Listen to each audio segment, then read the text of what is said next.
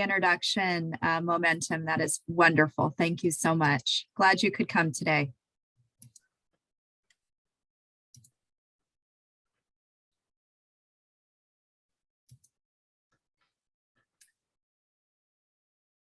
All right, we are going to begin. So I want to say thank you to all of you for your amazing, amazing 2 years of work with students in special education.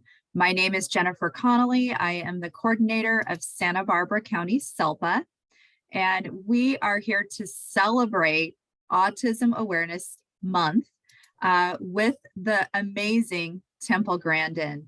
And I'm just so thrilled to have her today. I see some people clapping for you, Temple. So we're just delighted to have you here today. I'd love to share a few things about Temple before we start. So Temple Grandin has written, and I counted them today, 37 books. Is that correct, Temple? 30? No, that's a few too many. It's few too many? That's more like 15. I don't know where 37 came Okay, from. well, I saw your name on a lot of them. And about, well, there's books I've written forewords for. Okay, there we go. That might get it up to 37, but well, I think that counts too. Okay. But books that they're about half autism, half livestock or animal behavior. Fantastic. Well, you are an authorist, and that's what I love is that you have written your passion through your books, and we're just so thrilled for that. Temple is a noted animal expert and advocate for autistic populations who pen books such as Animals in Translation and Animals Make Us Human. Temple was diagnosed with autism as a child and went on to pursue her work in the psychology and animal science. She has become a leading advocate for the autistic communities and has also written, as I shared, books and has provided consultation on human treatment of animals. In 2010, an HBO released an Emmy Award-winning film on Grandin's life. Grandin has taken strong positions on autism and education of autistic children.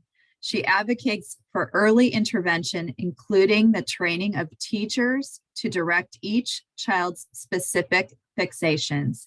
She is a champion of neurodiversity and has opposed the notion of a comprehensive cure for autism. She argues that her contributions to the field of animal welfare would not have been possible without the insights and sensitivities that are a consequence of her autism. Grandin has been recognized by the academic community and the general public for her work. In 2009, she was named a Fellow of the American Society of Agricultural and Biological Engineers. She is a recipient of several honorary degrees and has been featured on a range of television and radio programs.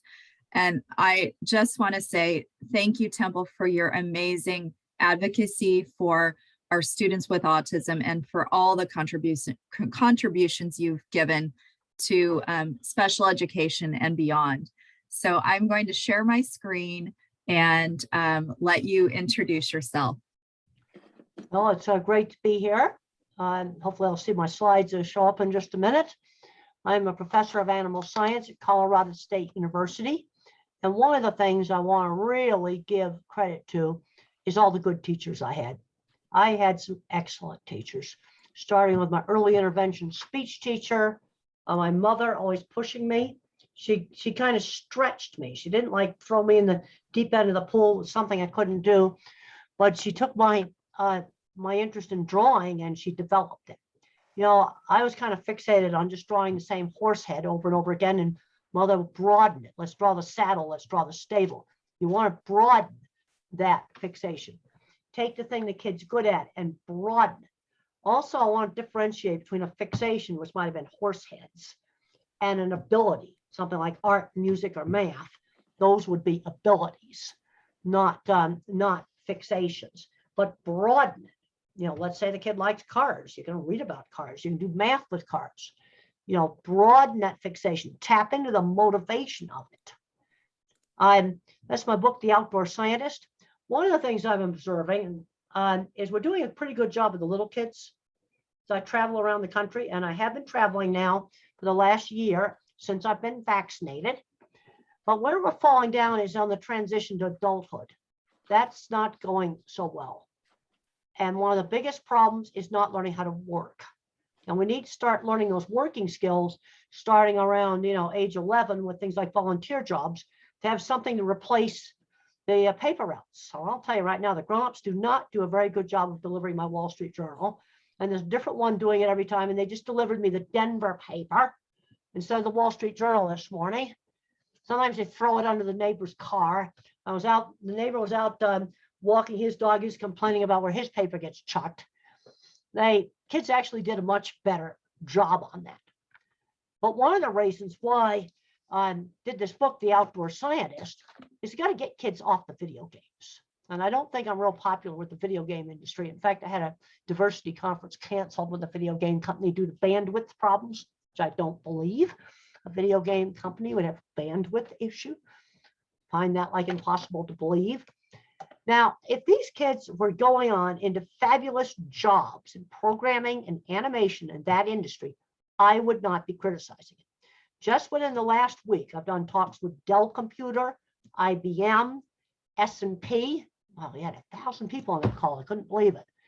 And these companies and Microsoft also are actively working on recruiting, people with autism, especially the mathematical types of minds. And I did a talk this morning with Bureau of Land Management, and they want to improve their diversity.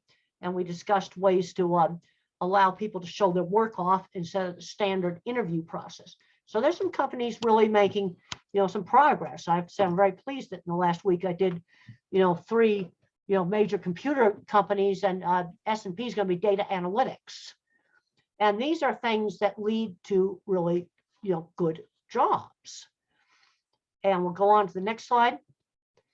So here's a kid learning how the water drains off the roof of our building, 3 years old, having a wonderful time. Dad's facilitating this. So you can take the simplest things. Oh, by the way, our water is clean. I don't think the solar panels up there made it get dirty. And then he runs over on the other side to watch the water come out the other end. And that's on the next slide.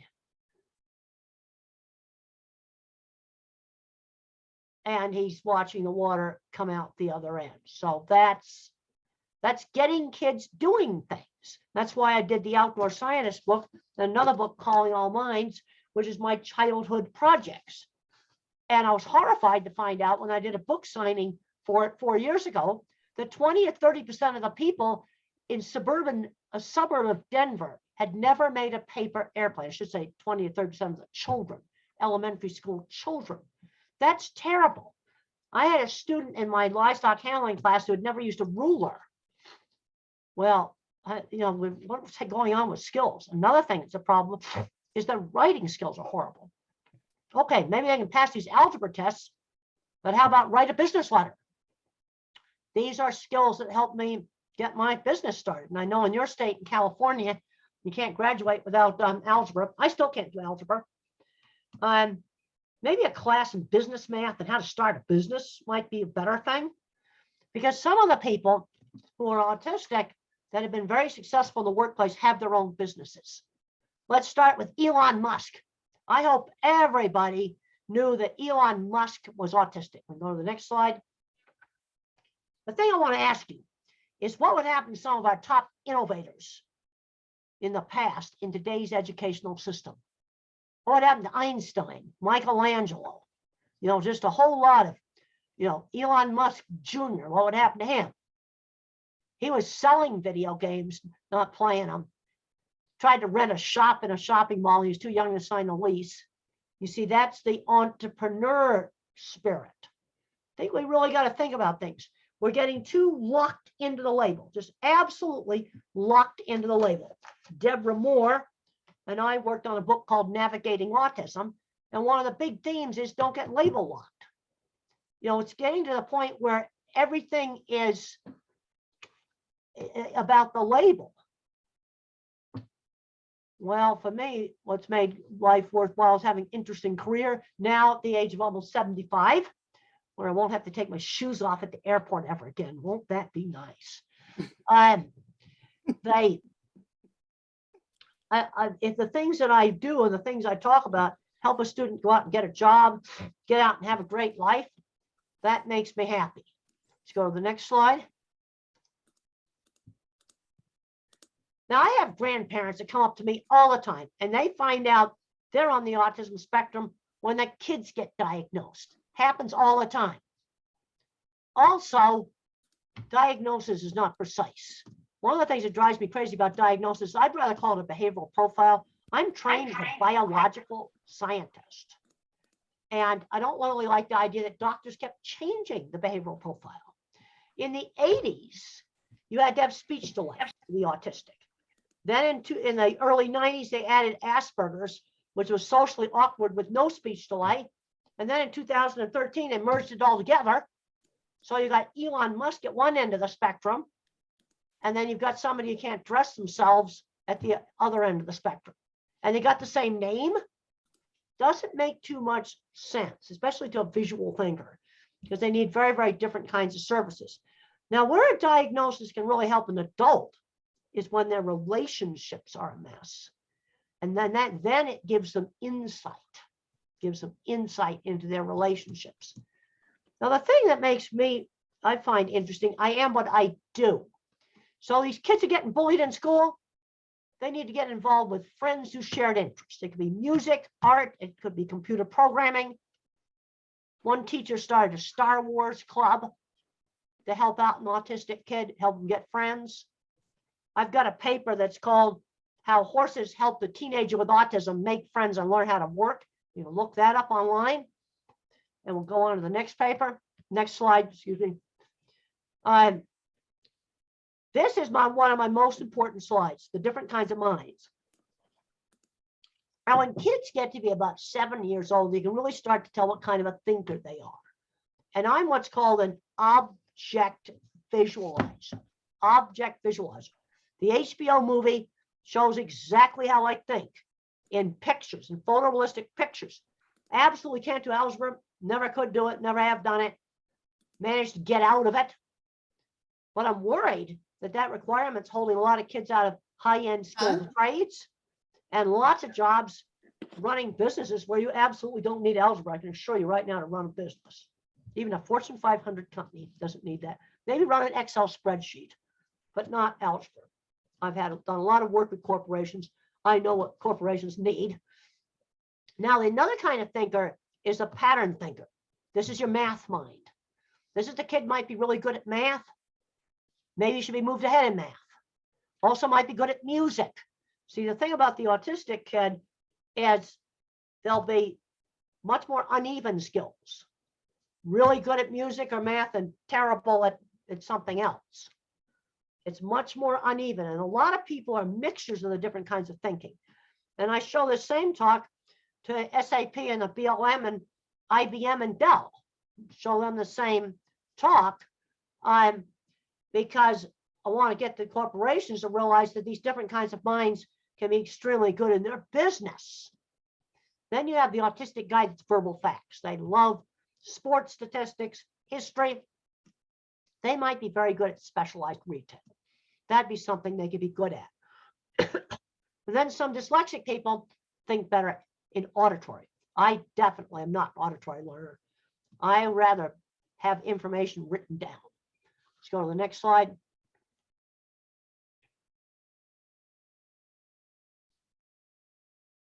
A verbal thinker's top down.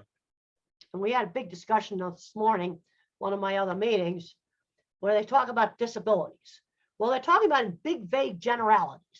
So you're putting blind people, deaf people, people in wheelchairs, and autism all together.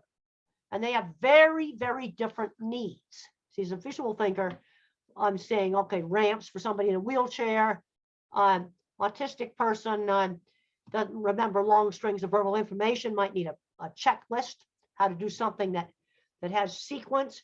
But the top-down educators, they tend to overgeneralize. We have to have an inclusive classroom. But how do you actually do it? The verbal thinker overgeneralizes and leaves out the details. Visual thinkers may have too many details. You see, I think in specific example. So I'm going to illustrate a principle with specific examples. And I'm working on a new book right now called Visual Thinking by Grandin. Worked with my co-author, Betsy Lerner. She's a total verbal thinker. So we work really well together with complementary skills. I write the rough draft, and then she rearranges it in just the most marvelous ways. So that's an example of a visual thinker and a verbal thinker collaborating on a project. It's Visual Thinking by Grandin. Amazon's taking pre-orders right now. Yep, I'm sorry, shameless book promoter, because I want to get information out to people. Yeah, I'm not moving the mouse. It's not done. Well, I did move it just then to get the chat up. Okay, bottom up thinking. Okay, let's say you're working with a little kid and you've got to teach a concept. What's a dog? What's a cat? Okay, concepts are learned, and this is true for most autistic kids, by taking specific examples and putting them into categories.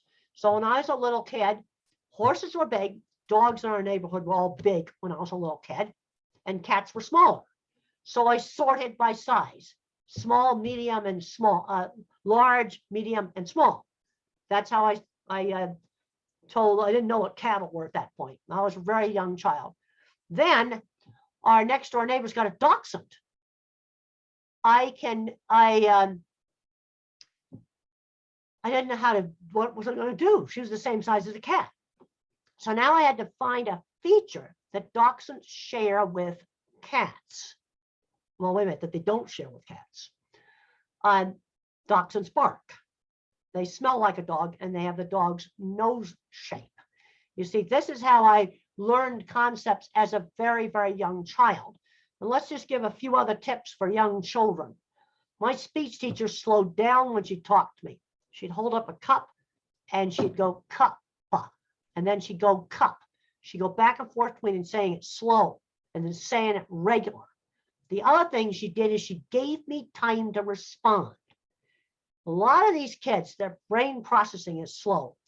So sort of imagine you have a phone with 1 bar of service and you're trying to download a website to find out where a restaurant is.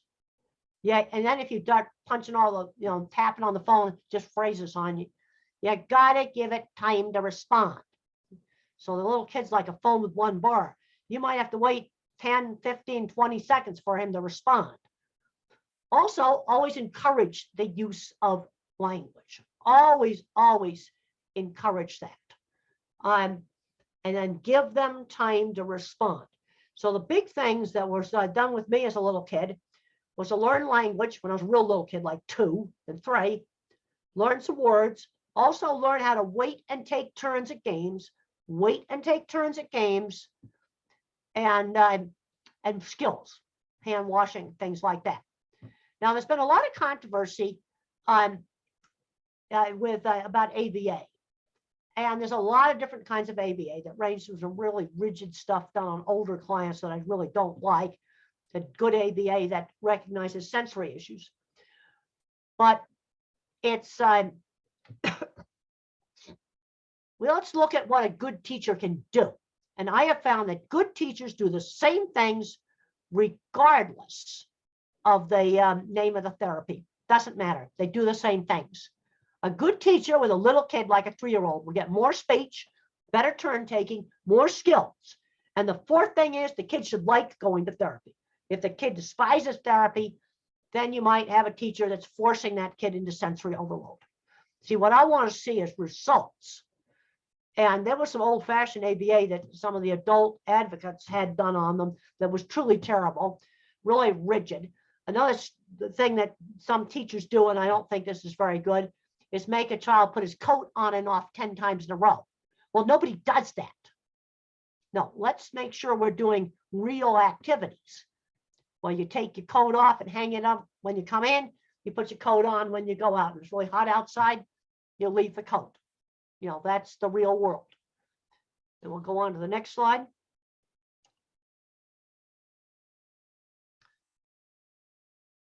Okay, let's look at some of the people that made the moon landing possible, because I think we had some people that probably were on the autism spectrum. See, autism is a continuous Really quick trait. about her greatest achievement. It's a It's okay. You continuous. might be like a mix of a visual and auditory. Wait a minute. Now I'm getting. One of my greatest achievements of my generation. Let's just see what that is. I'm curious. Now you're repeating back what I'm saying. We shouldn't be hearing that. If you're on, people, you guys need to keep yourself muted, please. Yeah, something else is on.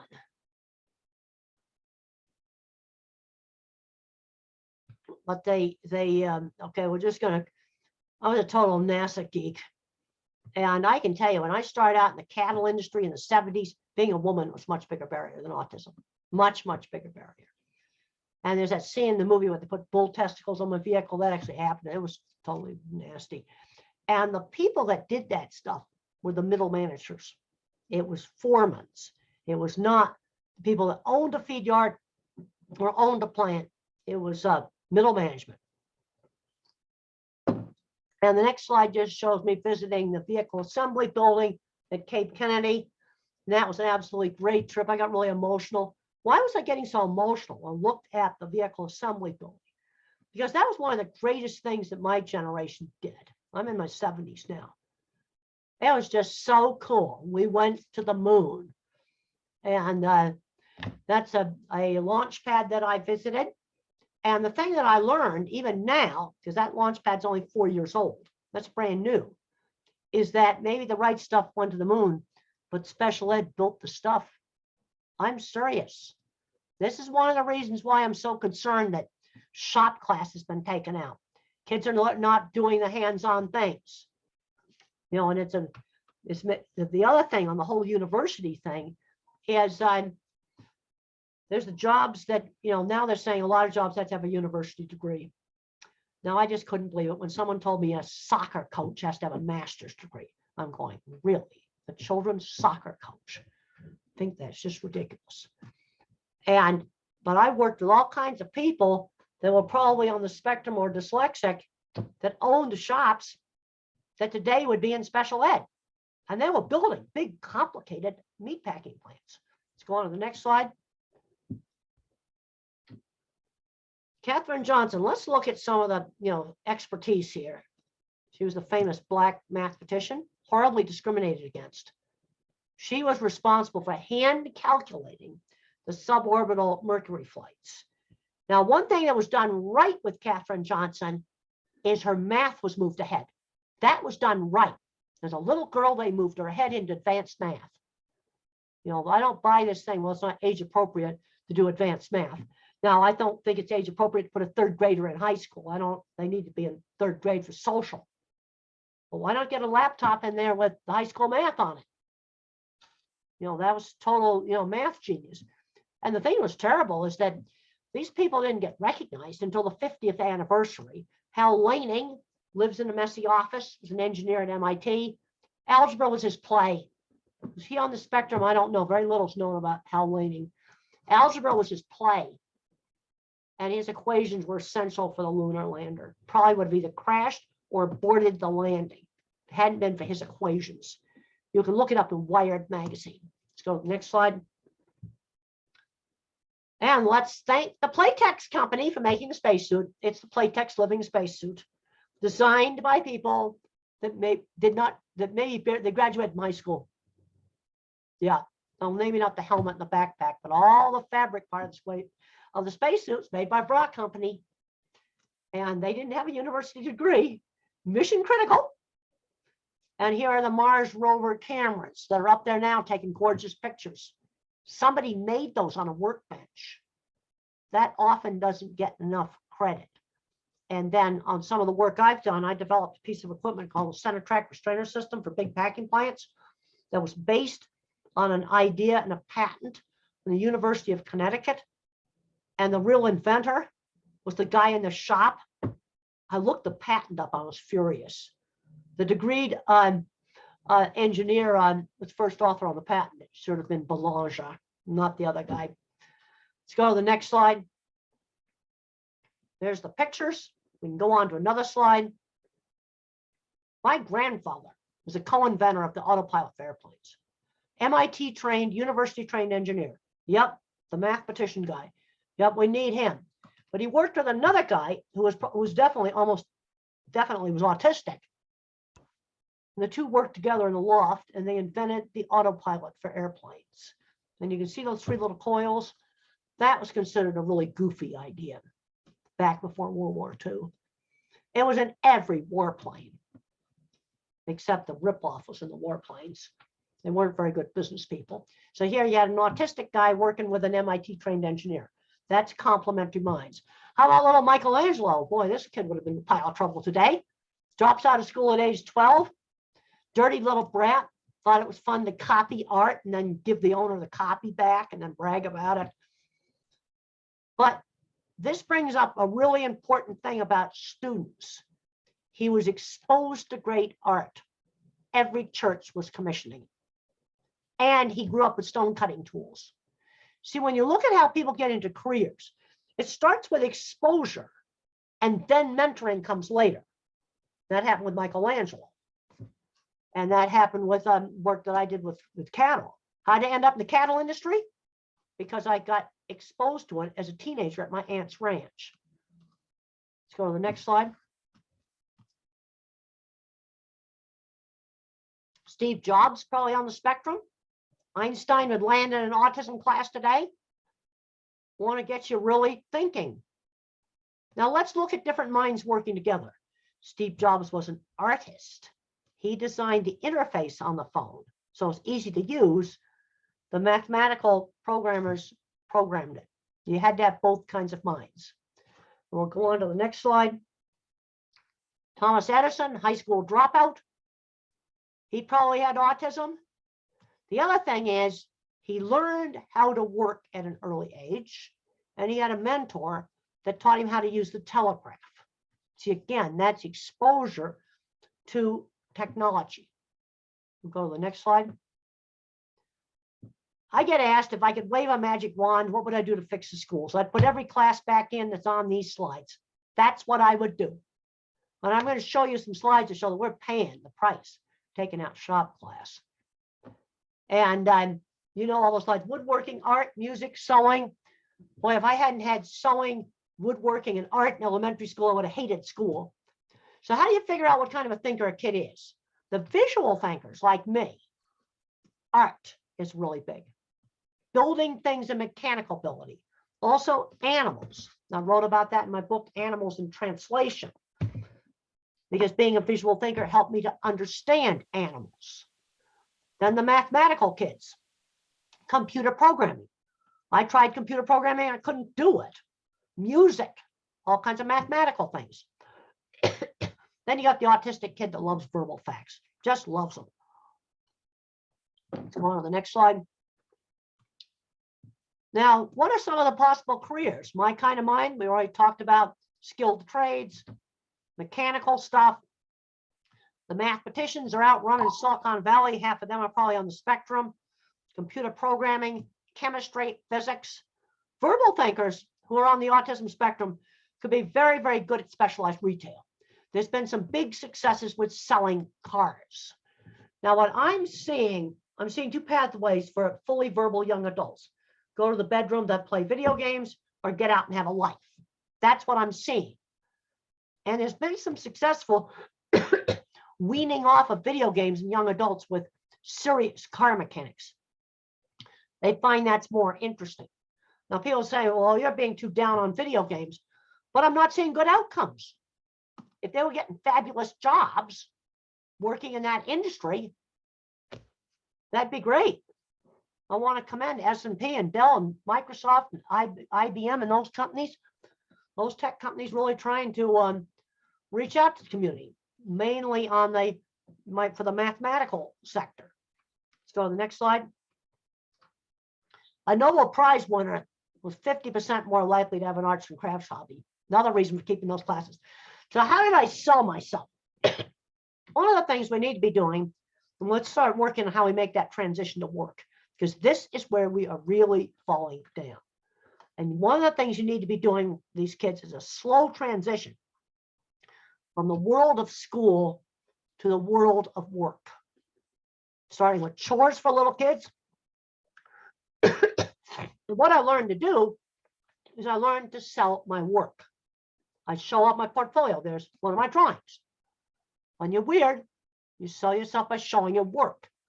We go to the next drawing that shows the drawing I used to sell Cargill. I designed the front end of every Cargill plant in North America. And you might be wondering, why do I emphasize all this industry stuff? Because I think it's really important to break you out of the autism box and think about, what the person can do. Now, that's what we got to be concentrating on, the can do. And I see parents where they might have a young kid really good at mathematics, and both parents were computer engineers, and they didn't think to teach their kid programming. That's how much they were stuck in the autism box. Let's go to the next slide. That's one of the pictures that I sent into Cargill in the portfolio. We can go to another slide. And that's the replica they built for the movie. I love the fact that they duplicated all my projects. I just thought that was so cool. You could build my projects off of that movie if you freeze framed it. Let's go to the next slide. That's my brochure.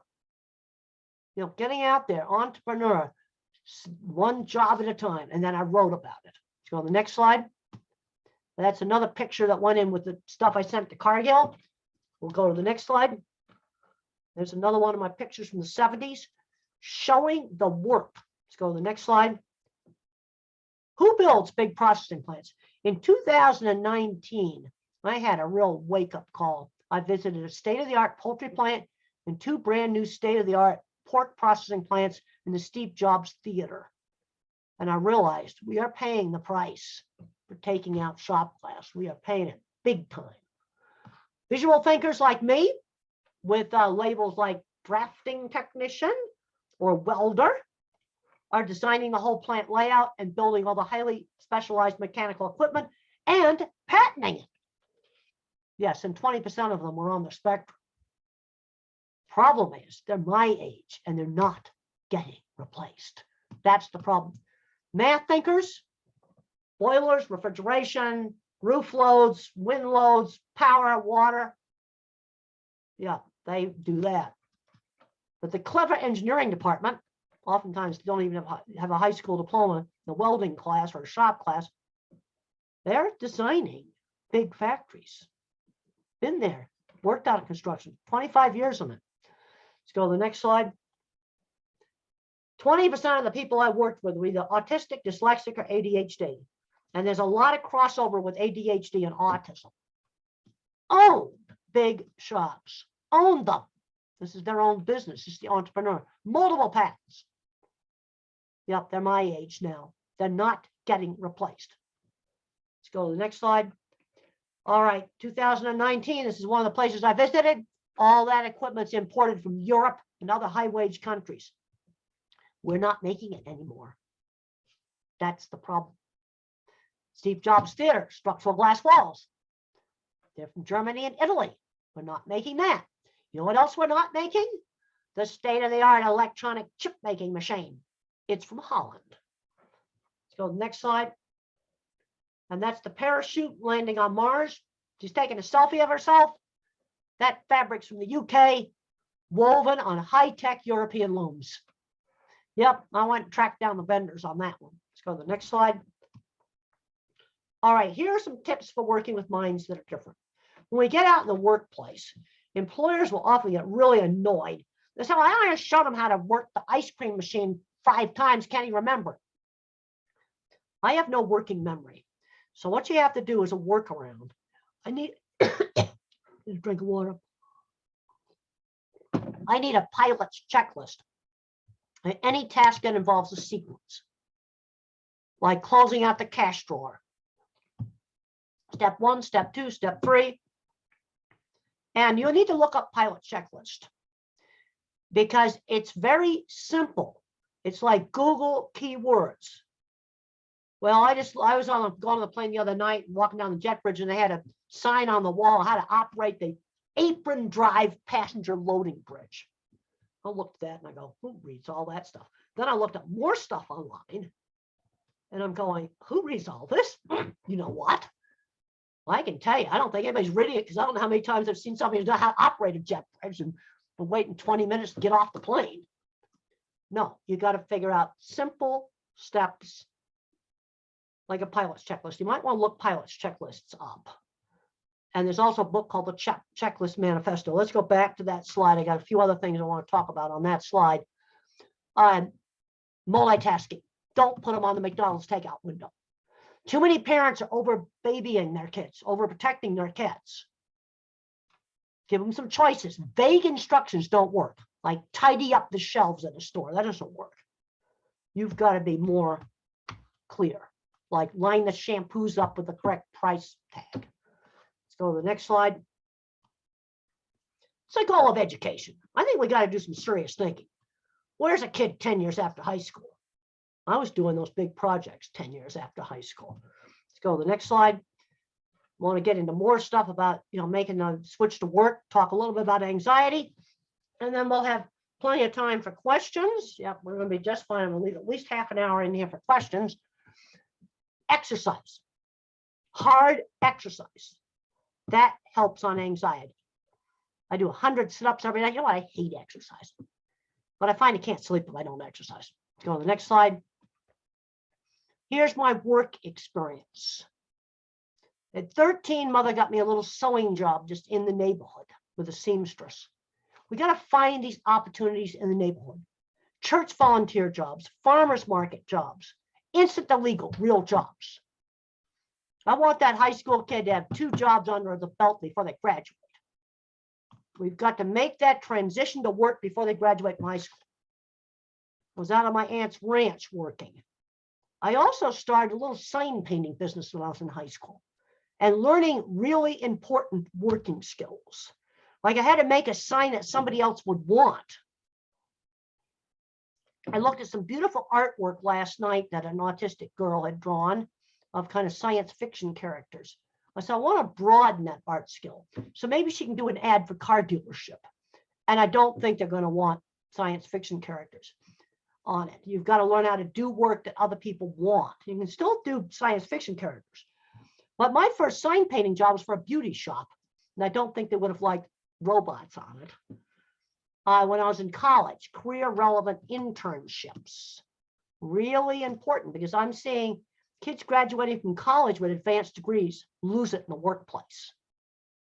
And the reason I'm putting so much emphasis on this, because we know how to work with the little kids if your school has anything resembling halfway decent program. But the older kids, I'm just seeing too much going nowhere. And we got to start that progression to work with childhood chores, volunteer jobs around 11. Let's go to the next slide. Backdoors to jobs. That sewing job was an example of backdoor.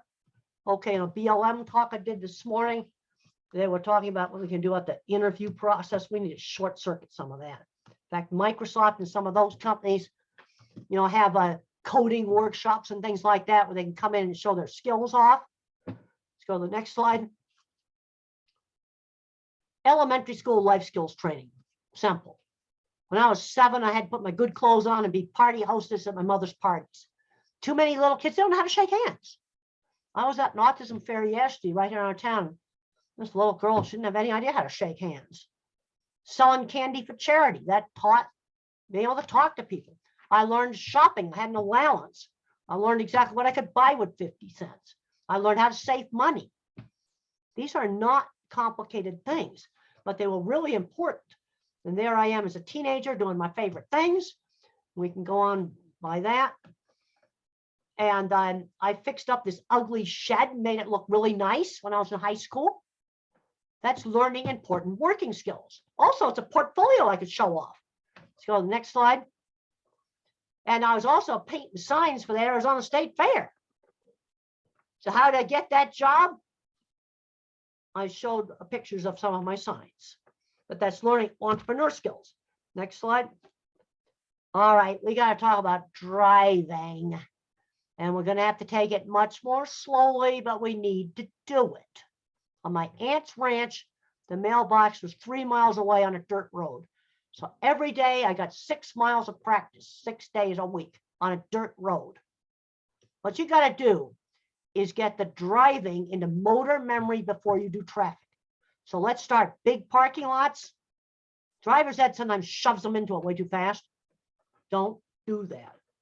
A long time of learning how to operate the vehicle before you touch traffic. I would not have had a career in the livestock industry without driving. It's that simple. No, we need to be doing it. Now, if you're in a city where there's really good public transportation, like New York or LA, maybe you don't need to learn how to drive, but anywhere else, I can tell you, your options are going to be really limited without driving. Let's go to the next slide.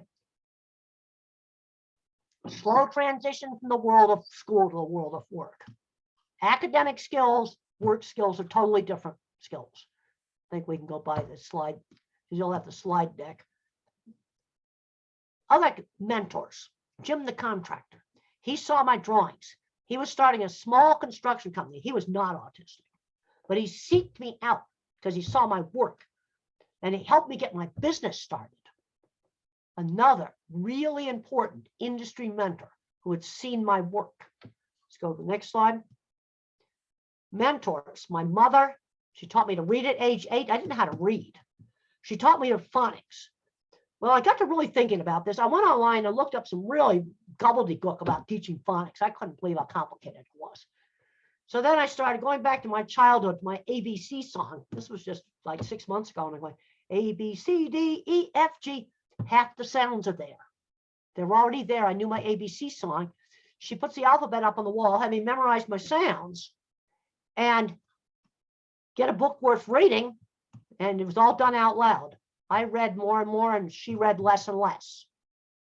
I went from no reading to 6th grade reading in 1 semester. It wasn't that hard. And then I see all this complicated stuff. And I think some of this is the verbal figure trying to explain it. It's like the directions for the passenger loading bridge.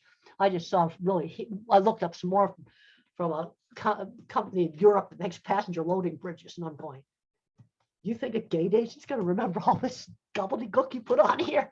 I don't think so. My elementary school teachers, I had excellent ones. My high school science teacher, he showed me if I studied, I could become a scientist. He gave me interesting projects to do. And Jim the contractor. Let's go to the next slide. Sensory problems are real. All right, here's some tips for kids that are sound sensitive. Take the thing they're afraid of, like the vacuum cleaner or the hairdryer, and have the kid turn it on and off, where they control it. They control it. Or take them down in the gym. They're scared of the buzzer on the scoreboard. Have them turn it on and off. One kid started tapping tunes out on it.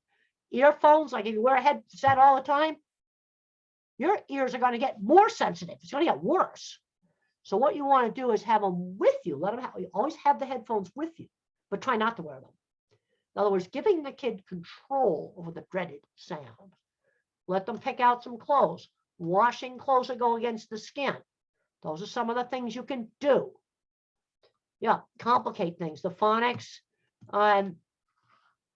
No, you see, when you look at pilots' checklists, they're actually very simple. And when you have a big complicated airplane, there's 100 things, they chunk it.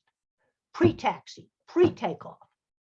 And there's maybe 5 to 8 items in each pre-part. And it's not all this gobbledygook. It's like, you might have one word in there, flaps. The pilot knows what he has to do. It's like a key word to jog the memory. Yeah, look them up. They're available online. You can find them. Let's go to the next slide. Okay, visual processing disorder. We discussed this with in the BLM about office environment. And the one thing they got to fix, and this has to be fixed in the schools too. You got some kids, not all autistic kids, but maybe 20% of them, they'll see flicker on fluorescent lights, flicker on cheap LEDs, and the room is flashing like a strobe. Yeah, they're not going to learn in that classroom. That's the people ask me all the time, what would what's the single most important thing I could do to the school classroom environment or to an office? I got to fix the lighting or have big windows and have lots of natural lighting. Because that flicker problem, you can't work it with that. These kids are often terrified of escalators. Ask the parents, are kids afraid of escalators? They usually have a visual processing problem if they're afraid of escalators. We'll go on to the next slide.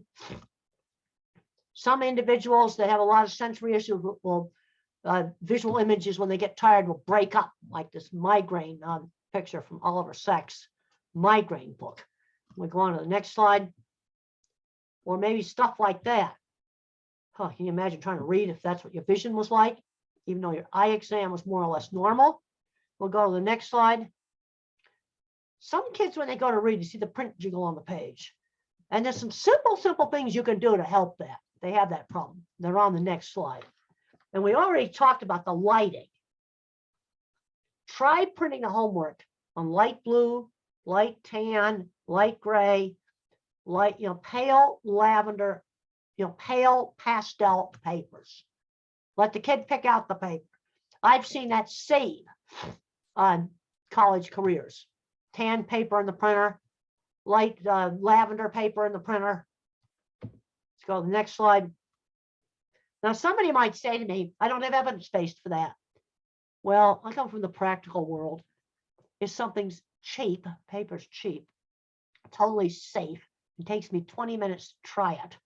I'll try a lot of things. If something's expensive, dangerous, or extremely time-consuming to try it, I got to have evidence-based. It's just that simple. And some individuals talk about extreme effort to screen out background noise. I cannot hear if there's too much background noise. Little chit-chat, social conversations, they go by too fast for me to follow it. Some individuals are going to need breaks.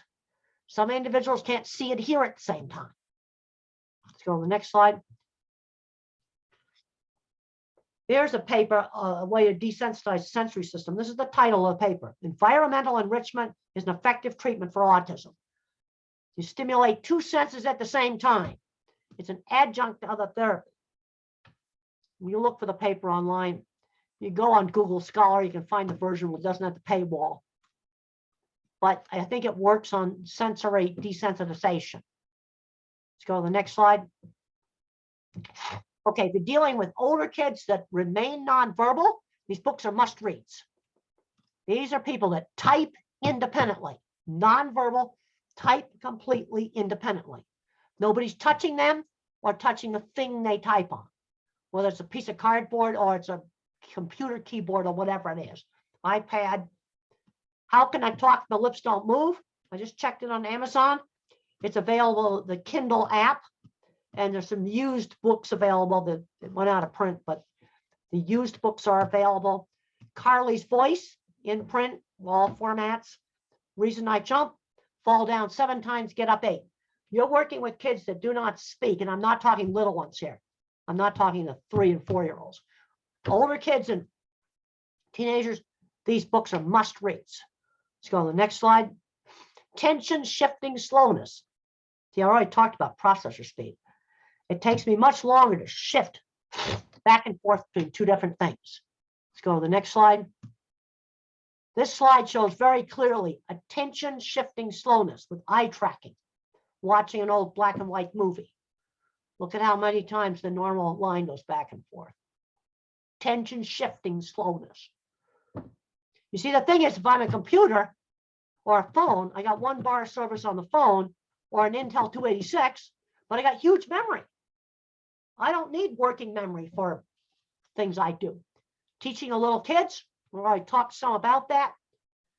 The thing we did in the 50s is what I call teachable moments. So we're sitting at the dining room table. Well, let's just say I put my finger in here and stir the drink. Mother would say, use the spoon. She'd give the instruction. Give the instruction instead of saying no. Go to the next slide. Turns out I do have a really big visual thinking circuit. We can show another slide of that. And we can go on past that. And you can also read more about that in the autistic brain. Well, that's a trashed out working memory department right there. Go to the next slide. Fear is the main emotion in autism. There's a lot of young adults talking about anxiety, all the anxiety they had. Well, my anxiety got worse in my 20s. I had uncontrollable colitis attacks, and I've been on a low dose of an old-fashioned antidepressant since 1980. And I discuss all my experiences with anxiety and thinking in pictures. Even though it's 25 years old, the information on the medication is still accurate. Let's go to the next slide. 2 things I used to be afraid of: airplanes and public speaking. I learned to have really good slides, and I got to learn more about how airplanes work. I had to make them interesting. Let's go to the next slide. I got to fly in the cockpit of this type of aircraft in the 70s, hauling heifers to Puerto Rico. You take the stuff you're scared of, make it interesting. That helps make you less afraid of it. But the low doses of antidepressants stopped my constant colitis attacks. And there's all the controversy about drugs. Way too many meds given to little kids. Way too many cocktails of meds given to little children. Completely disgusting. But then there's some individuals, when they're teenagers, young adults, a little bit of Prozac can make a big difference. But the mistake that's often made is too high a dose. I just talked to a lady the other day, got on too high a dose of Prozac. It's awful. I said, all you have to do is cut the dose in half. It would have been fine. And that's fully explained in Thinking in Pictures. But I don't think I would have done the DipFat projects. I wasn't on the medication when I did that. But my health would have been ripped apart with colitis attacks if I hadn't gone on the medication. Been on it for 40 years. Hope they keep making it. Let's go on to the next slide. There's my squeezing machine. And my squeezing machine pressure helped to calm me down. Some kids respond to deep pressure and some don't. This is the thing where the sensory issues are so variable. Also, by the way, I built that myself. So that's some skilled trades. Let's go to the next slide. There's a therapist working with, some beanbag chairs. I don't know if they're even called that anymore. Really showing my age. But some kids that works. Let's go to the next slide. You got to show kids interesting stuff to get them interested. And that's the optical illusion room. And that was shown in the movie really nicely. My science teacher wanted me to figure out how to make it myself. You know, kids are scared to death to make mistakes today. No, I made a lot of mistakes. Had to figure out how to make it. Go to the next slide. Just about through with the slides, and then we'll get into questions. Penrose tiling. There's all kinds of great free stuff online. This is what Stephen Hawking used, the famous physicist. And he said, concentrate on those things. Your disability doesn't prevent you from doing well. He told that to the New York Times. He could do math in his head really well. Let's go to the next slide. Let's get science and nature magazines in the school libraries. Every industry has trade magazines. Let kids find out there's a whole super interesting world of business and stuff out there. Business weeks and fortunes and Inc. There's a really fun world of business out there. It's a lot more fun than video games. Let's go to the next slide. Fractals, that's math patterns. That's free. Type that keyword in. You can get into all kinds of cool websites. Let's go to the next slide. Plants have mathematics. Let's go to the next slide. We're going to end on that. We'll just leave that slide there. Lots of cool places you can get free stuff. And now it's time to do questions. Well, we got to get some questions here on what I'm going to do. I'm going to be picking on people here. I really like this this dog here with the James Steffi has. That's a really cool dog background.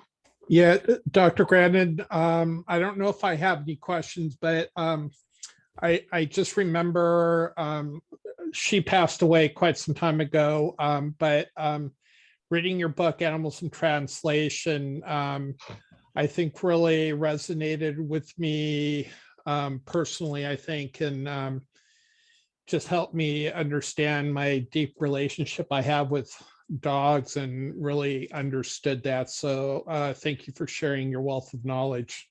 Well, and what I'm trying to do also, I've spent 25 years working on construction sites and stuff. So I tend to have a very practical approach.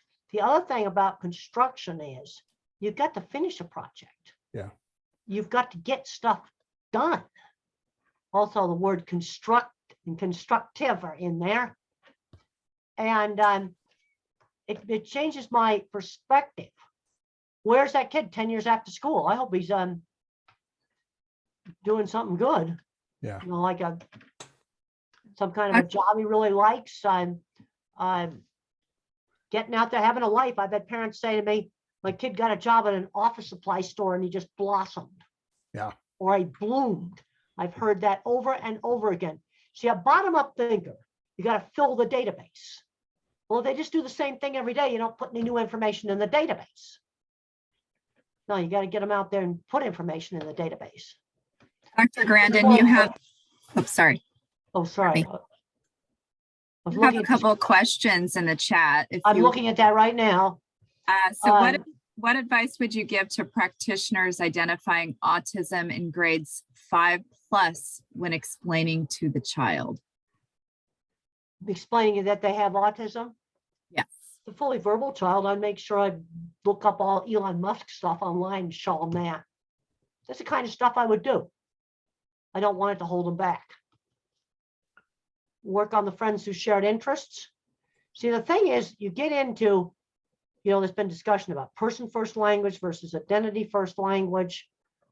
For me, it's what I do that makes life interesting. I'm really into career, and I was talking to somebody the other day on a thing called positive psychology, and talking about purpose in life, having a purpose. Okay, 20 years ago, we're out there building factories. Now, I think my purpose is more taking the knowledge I got from all this factory and industrial stuff and getting out of the silos and letting educators know there's a whole world out there. And some of the most fun stuff I ever did in my life was figuring out how to build stuff, just talking about how to build stuff. Thank you. You have another question here. How do you get a college degree without passing or taking algebra? It was easier 50 years ago. That's part of it. And I think you see it then high school, I got out of it. When I went to college, you know, algebra wasn't required for freshman math. It was finite math, probability matrices, and statistics. I got one semester chemistry. Professor tutored me a lot in his office. Statistics, I got a C as in Charlie with a ton of tutoring. And then the other classes, I got really good grades in. See, my problem was higher math. I had no problem with my, my lower math, but I think we got to start thinking about, why does a veterinarian have to take algebra? I don't know a single veterinarian that uses algebra. They'll say, well, they use it for drug dosing. Well, that kind of stuff, you just memorize the formulas. Like, I know how to size hydraulic cylinders, and I guess maybe that's algebra, but I just memorized that. You see, that's a very specific formula, pi times a radius squared, for a very specific thing. It's not algebra in the abstract, which doesn't make any sense to me. You have a question here about, would you speak about learning multiple languages with each of the kinds of minds that you've spoken about? Well, I was bad at learning languages, but some of the math kids are good at learning languages. I was terrible. I got a D in French. I was raised back east, so French was the language that most of the students took. But if I had to learn a foreign language, I'd have to read it, like get a magazine was translated and learn to read it. You see, I never would learn a language by hearing it, because I do have some auditory processing, and I don't hear auditory detail very well. What is your thought on person first language referred to children and adults as autistic people or people with autism? What would be the best? The educators want person with autism, but some of the advocates on the autism spectrum would want autistic. So I kind of just use a mixture of both. But that got me really thinking about identity. You see, for me, identity is what I do, and having purpose And autism is an important part of who I am. But it doesn't come first. It's college professor, designer, animal behavior. Now it's helping the kids that are different to get out and be successful, get a life. I'm seeing, because some of the people I worked with were very autistic, running successful businesses. See, this is the thing. I worked with them out. We were building factories. Worked with these people. And some of this is very stressful. I was out there inventing some equipment, breaking out rashes all over in the 80s because I was scared to death the thing wasn't going to work. One of our participants is sharing they have a daughter and she's struggling. The daughter is diagnosed with autism and she is struggling with anxiety and struggles to find jobs other than on her college campus. Well, What is your advice in helping her with the anxiety? She might need medication, and I'm going to recommend that she read a chapter in Thinking in Pictures called A Believer in Biochemistry, because that tells my experience with meds. And if she's a young adult, this is the time I was torn apart with anxiety. You know, then you hear about autistic burnout. Well, this anxiety was not going to be fixed with psychotherapy. It was pure biology. I went on the medication. I felt better 3 days later. And if you're less anxious, that's going to help. Because I think one of the reasons why some kids play so many video games is when I'm doing something. I used to do furious typing, where I'd be writing really fast typing. And when I did that, I wasn't as anxious. And then when I went on the medication, stopped doing this. And a little bit of Prozac. Don't get too high a dose because you'll get agitation and insomnia. Won't be able to sleep. There's a place, careful use of medication. There's way too much stuff, cocktails of stuff given out. It's just terrible. But for the anxiety, I know people in my field who are visual thinkers. Well, a little tiny dose of Prozac made a big difference in their lives. I saw it. I have friends that did that. And that might help. The hard exercise is also important. The medication alone doesn't do it. Walking doesn't do it. I do a burst of hard exercise like sit-ups. Do I like doing? No, I hate doing. But the thing is, I hate not sleeping more than I hate doing the exercises.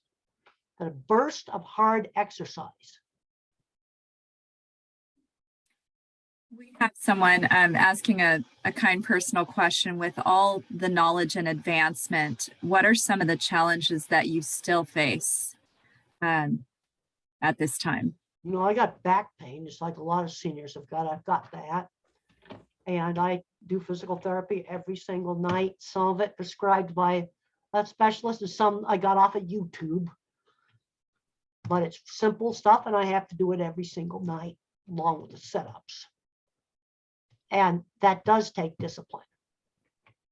No, and I can sometimes be standing too long, my back's just hurting. Yeah, lots of older people have got that problem. Now, dietary issues in childhood, I didn't have that. But there's some individuals where some of the diets are helpful. Like taking dairy out or taking gluten out is helpful. There's a lot of people out there selling a lot of stuff. The only thing I sell is books. I have no financial relationships with any service provider. In fact, I just turned down a real big thing where I would have gotten paid a lot of money. Motivation to exercise. Well, if I don't do the sit-ups every night, I feel terrible. I have to do both the medication, low dose of discipramine, an old-fashioned drug. Prozac's probably a better choice. I don't think Paxil's a very good choice, but if you're on it and it's working for you, then stay with it. But I don't like how I feel if I don't do the exercises. Also, to be able to do 100 sit-ups without stopping, I had to work up to that. You're not going to do that in a week. It took me 3 months to work up to that. We have an employment question here about students looking for jobs, and I know you mentioned this a little bit in your in your presentation today. Would you say most individuals with autism are more oriented for art, math, science, and engineering jobs rather than other studies? Well, you have that verbal autistic person. It's not going to be into art or engineering or math or music usually.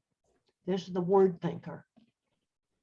And the kind of stuff they can be very, very good at is specialized retail, where they have knowledge of a specialized product like phones, printers, cars, sporting shoes, you know, all the different, and they got a jillion different kinds of running shoes now. And somebody who's really good at sales doesn't sell the whole store. They'll pick out that running shoe that's right for that person. I mean, I can't believe the amount of shoes that are on the market now. You see, and that's specialized retail. There's been some very successful people in car sales where it's detailed knowledge of a specialized area. Be a good job. We have a mom here whose daughter is graduating from the university in May. And she was just asking if you had some suggestions for supporting her in adulthood for next steps. Well, Obviously, there's that transition. I hope she's had some jobs while she was in college. This is the thing where when I talk about a slow transition, I want the transition to work, preferably before they graduate to high school. I want, 2 regular jobs, and I'd avoid the multitasking takeout windows. I'd avoid that, and I'd avoid chaos at Christmas time. I'm now thinking like our Barnes and Noble, the bookstore, would be wonderful most of the time to work in. The word thinkers, I like working in the bookstore, but their Christmas wrapping station. Now I saw it just before COVID, chaos. And that's where I would not put them. It was just chaos there, trying to get Christmas present books wrapped. And you see, that's a specific place. I wouldn't put them there. But the thing is, I'm seeing too much where teenagers are not learning shopping. Hopefully, this autistic daughter that's graduating from university can do laundry, can shop, has a bank account, knows about budgeting. I think a good substitute for algebra would be business math and budgeting. So you run a business, pay taxes, do stuff that you really have to do. Would you encourage young adults with autism to join some social groups that are related, with peers that have autism? Would that be something you would encourage? Well, if it's done right, they can be really good. See, a lot of those programs, they depend upon who's running them. It's sort of like, is school the right thing to do? Yeah, well, it depends upon who's running it. And I get into the whole public versus private thing. And so much depends upon the specific people at the specific place. Engineering, it's called site specific. One of the reasons why I tend to use engineering and art, because those are things I actually know more about. I'm not a verbal person. Then I'm thinking about, well, the lawyer gets in there, then you're going to have a 50-page book on how to run a passenger loading bridge. Get all the legal crap in there. But a lot of that stuff, what blows my mind when I read some of that stuff is how vague it is. Okay, I remember some law about internet, competition, and what was commercially reasonable on competition between businesses, on antitrust. What is commercially reasonable? That was written in legislation. That's so vague. What does it mean? Commercially reasonable. See that kind of stuff all the time. Traffic rules aren't written that way. They're real clear. Stop signs do mean stop. Dr. Grandin. We got to get more clever about finding resources in the neighborhood. Like you have a friend who owns a shop and have your daughter there working in a florist shop or some other local store, and just kind of set those things up in the neighborhood. But I see some parents can't let go. When I suggest that their high school kid who's fully verbal needs to go shopping by himself to buy something like printer paper. I mean, I'm talking about the most basic stuff that I was totally doing. I was shopping when I was like 7 and 8 years old. You know, they just have their like, I said, well, okay, you go to the gas station, you're pumping gas, have the kid run in the shop and get a jug of milk. Talked to one mom, she was afraid to have her kid do that. I said, you can see into the store. You see, I see that. I'm talking about things this basic they're not learning. You have some questions here, in particular from someone that is working with very young families who are just finding out that their child has autism. Little kids that are not talking, like 3-year-olds. Really little ones, yes. And would you have a recommendation for how to really comfort that shock to the family as they are finding out what their child is going to experience? And is there any thoughts you could share with families that would be? I really can't comfort? emphasize enough the importance of early intervention. If they don't have epilepsy, that greatly improves the, you know, what their level is going to end up being.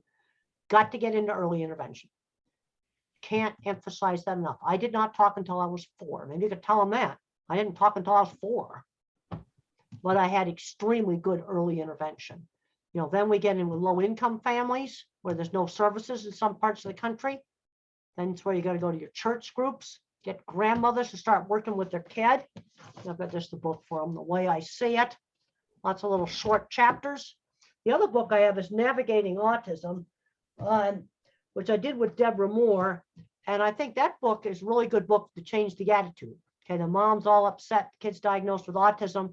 First chapter is on don't get label locked. That might be a good book for the mom to read. It's called Navigating Autism.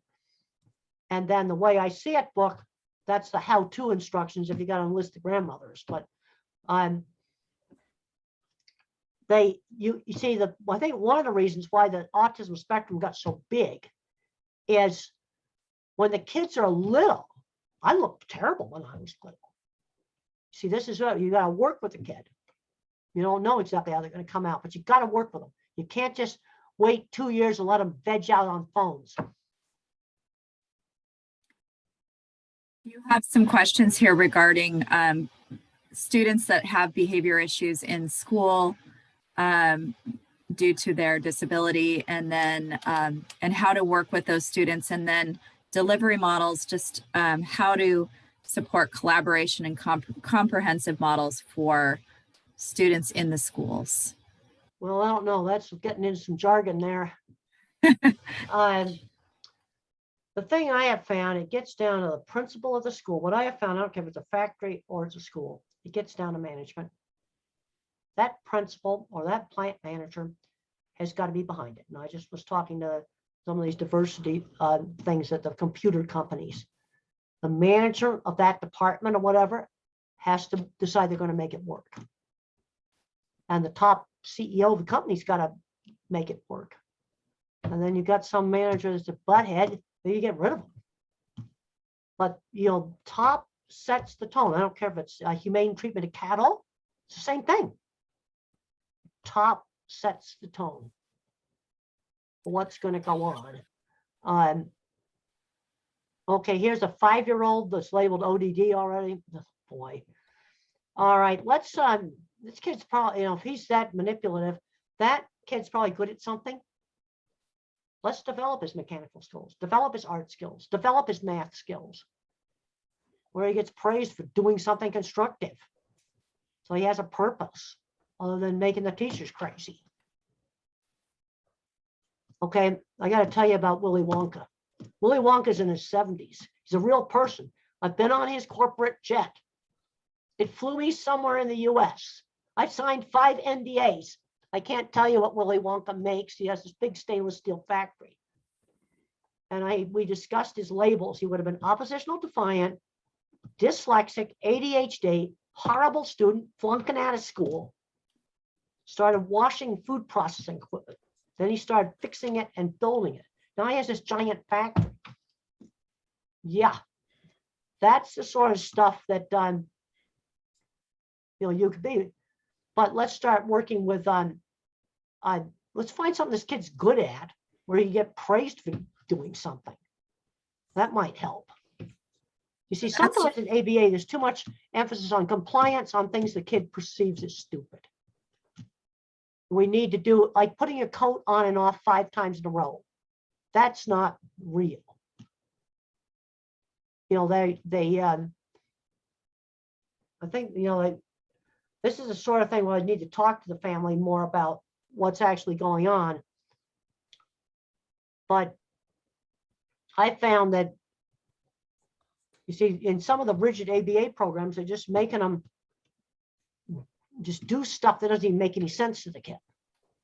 Okay, I can understand why I want to learn how to read. Now I'm thinking of when Barnes & Noble had the midnight Harry Potter opening. I loved seeing 7-year-olds carrying this big heavy book around.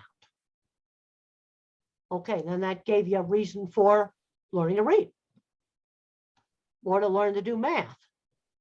Make it real to them. I think a lot of these kids need a lot more hands-on classes.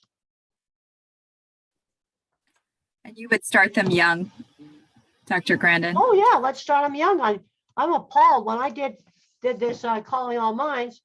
Well, one of the projects in here is a paper snowflake, because we've got kids growing up today that have never used scissors, never made a paper airplane. Get them involved in the kitchen, making food. Get them involved in doing things, helping in the garden. Take the feared vacuum cleaner they might be terrified of, and just to play with it enough, it'll be his favorite thing. I've seen that happen. You see, I think some of the thing now is the whole educational system has gotten so much more verbal, and this tendency to overgeneralize. And then, like I did another thing on the new book, Becky, my editor, I love Becky. We were going to do a little ad for the publisher to use with their Salesforce. She sends me a page and a half of single-spaced stuff that she wanted me to read. And then she tells me it's 60 seconds. I can't read that in 60 seconds. No, I made a thing like a pilot's checklist and yacked it out really fast. But now she's aware. You see here, we're working together on this, and she's aware that, well, I couldn't possibly read that. But you see, the other thing, being in an industry where you have projects, I'm kind of looking at a student as a project.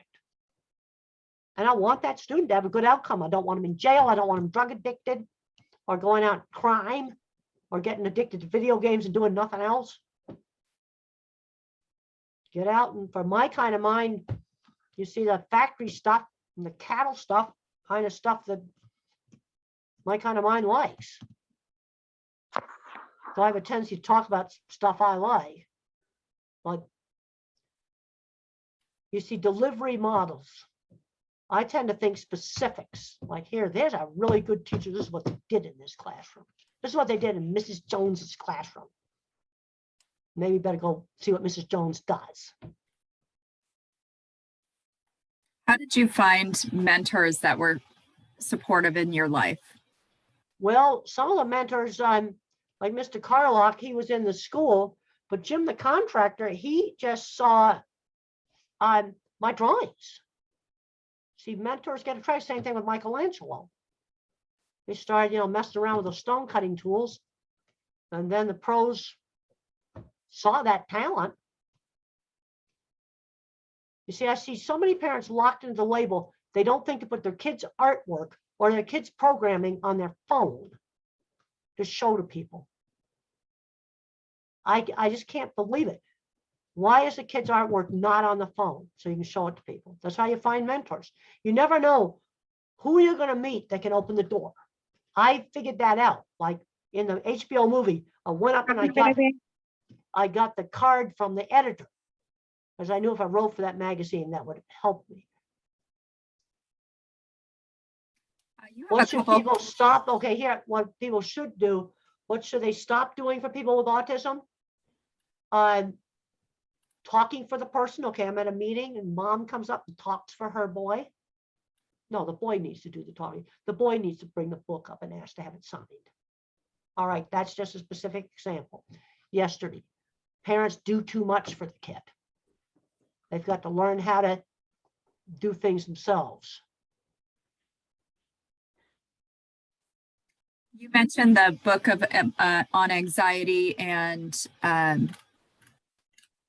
looking back, medication and anxiety. What could you remind us of the name of that book one more time? Oh, for the anxiety and the medication, that would be my book, Thinking in Pictures. Thinking in Pictures, and has it, and I just did a new afterword in it. I think people will find really helpful. Thinking in Pictures, and there's a whole chapter in there on my personal experiences with the anxiety and how a low dose of an antidepressant medication helped me. I've been on the same medication since 1980. And I think my health would have been ripped apart by the anxiety if I hadn't gone on it. Thinking in Pictures. I'd recommend getting that. Are any of your books in Spanish? Yes, there are quite a few of them are in Spanish. Great. Now I don't know the exact titles, but they are in Spanish. So if you went on Spanish book sites and put my name in, but a lot of my books, Thinking in Pictures, I'm pretty sure it's been translated. The Way I See It, The Autistic Brain. No, and there's a lot of stuff in Spanish. I believe we've covered a lot of the questions. I apologize that there was so many all at once. And Okay, real life applications be taught in school, like applying for a job, saving money. I was learning saving money when I was 7. Let's start with saving money. I got 50 cents a week for allowance. I could buy a lot in the 50s. And mother had certain items were allowance items. She never bought candy or comics or little paper kites or little toy airplanes or carnival rides at the county fair. Those were considered allowance items. That was started at 7. That's very early. And I learned that if I wanted a 69-cent airplane with a propeller, I had to save for 2 weeks. I was learning that as a very, very young child. Chores need to start at that time at home. Church volunteer jobs, things like that, 10 and 11 years old, same as the old paper routes, where you're doing a job on a schedule for somebody outside the home. That needs to start around 11. Instant illegal, real jobs. But they can do things like walking dogs for the neighbors, somebody else's dog. There's a bunch of stuff they can do, mow lawns. Okay, we talked about the medication book. We talked about that. Start as early as possible on the chores, yes. With Spanish, we talked about that.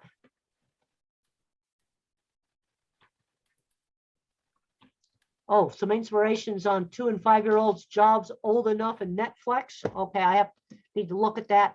But I'm talking about simple things like setting the table. Just stuff like that. Helping them pick up the dishes. Just simple things like that. you have some lovely comments too in the chat, thanking you for this amazing opportunity and that you're just so inspiring. We're all so grateful.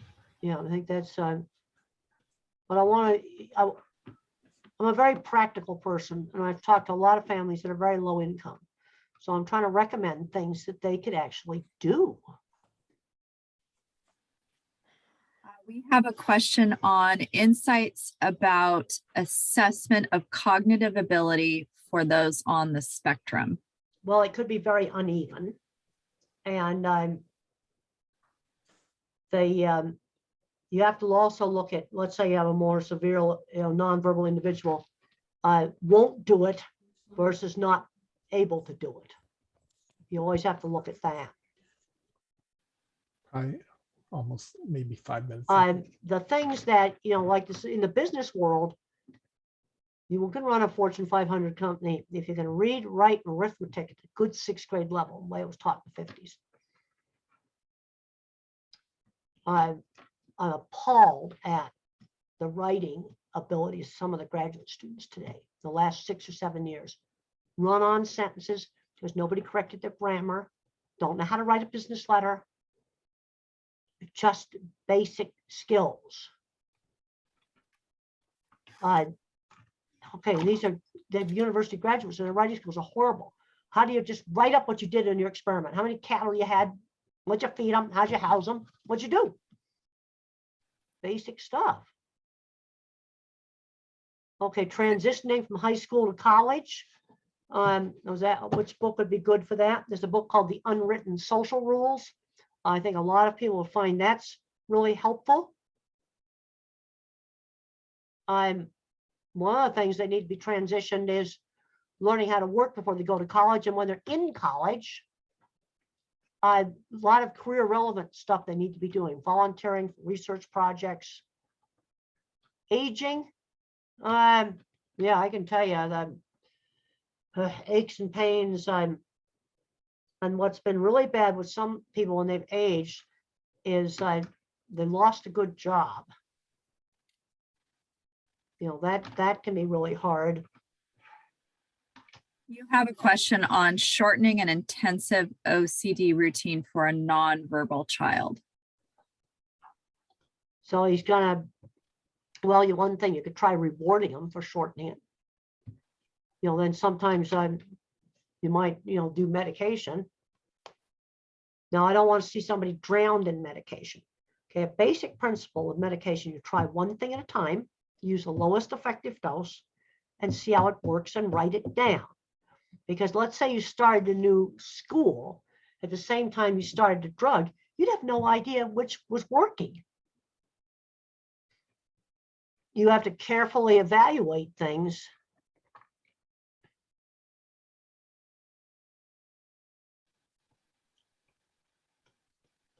You know, see, then you get into the stuff where some people think medication is totally evil. I can't be totally against medication because I think medication saved me, but I'm taking one little drug, not taking a whole pharmacy full of stuff. And you want to start out with the things with the least amount of side effects. There's way too many antipsychotic drugs like Risperdal given out like candy. Kids getting hugely fat, getting diabetes. That's not acceptable. You know, one thing that horrifies me is sometimes the lack of thought that went into prescribing the medication. They were just throwing drugs at it. Now you've got an 8-year-old on 6 different things. And talk to the parents, find out absolutely no thought went into it. Now I've got medication information in the way I see it book. Thinking in pictures, medication is old but still accurate. You know, the drugs haven't changed much. There haven't been any new breakthrough drugs. They're pretty much the same stuff. They just then you got the patent extenders where they tweak the formula to extend the patent. But the way I see it, it's got medication information. The autistic brain's got a lot of sensory information. Exercise can really help on a lot of things, like some of this OCD behavior. You know, you got exercise equipment. Maybe they can start using it. I mean, how many exercise machines are like, you know, clothes racks? But that's something that could be helpful. The other thing, all right, let's talk about nonverbal, really bad outbursts. All right, I'm going to give you a troubleshooting checklist.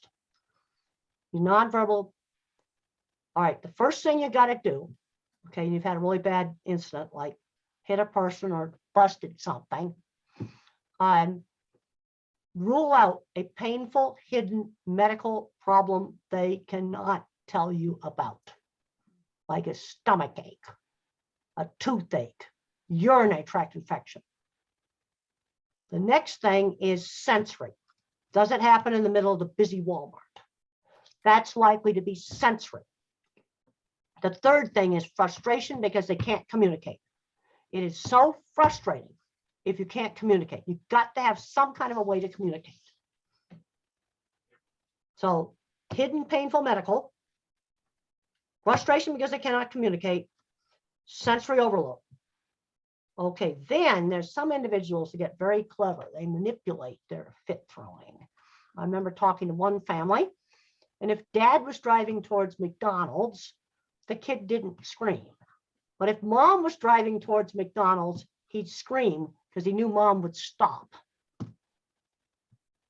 Yeah, that's where it's pure behavior.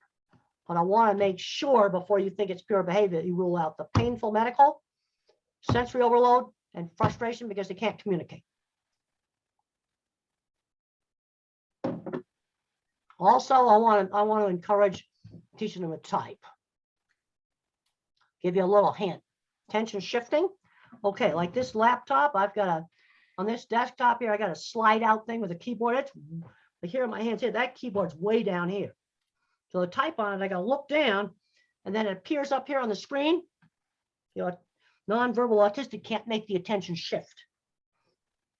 They got to see the letter appear when they poke the key. So that's why you want to use a tablet where the print appears next to the virtual keyboard. Or you can do what a teacher did 40 years ago, put the keyboard on a box, raise it way up here by the monitor, so the print appears right next to the keyboard.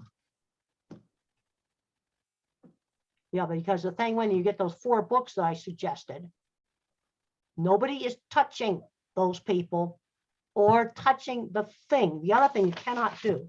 I've seen people, let's say they were typing on a cardboard thing and mom's holding it like this. That's cueing. No, it's got to be on the desk or on an easel. Yeah, this is some of that. And these people describe like vision is all distorted and can't control their movements. Another thing that Noki, the Japanese boy, talked about, he says, sometimes my carers, that's what they call them in Japan, helps me too much to put on my coat. And I want to try to put it on myself. Then Tito talks about how learning how to put a shirt on, and it had to be put on very slowly. Otherwise, he couldn't process how the head hole and the armholes worked in a shirt. And I have some information on Tito in the Way I See It book. I have some chapters in there on nonverbal.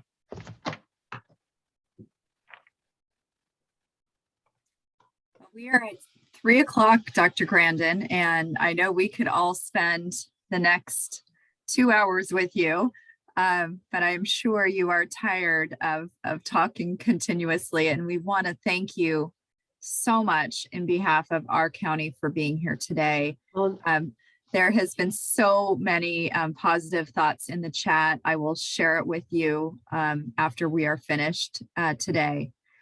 But we're so grateful for your expertise and time. And thank you all for coming today as well. Well, and there's somebody had on there some job-based things in the school. I think that's a good place to start, like running a coffee shop or something like that in the school. Good place to start.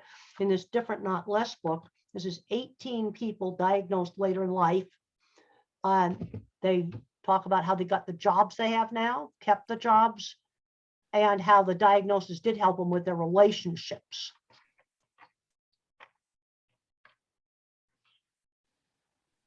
Well, it's been great to be here, and I'm really glad I had a chance to talk to everybody. It was just really, really good. Thank you. And thank you all for being here as well. I see a lot of people clapping. You are so inspiring, Dr. Grandin, and we thank you for your amazing work. Well, thank you for all the nice comments. I really, really appreciate that. And I can't emphasize enough what good teachers did for me. I had some excellent teachers. Right. Thank you, Dr. Grandin. Thank you for your great comments, and I will definitely share them with Dr. Grandin after our Zoom today. Okay, well, I guess I'm going to leave the meeting, and thank you all for coming. We've got one more new message, so look at that. Thank you for that message. And I'm going to sign off now.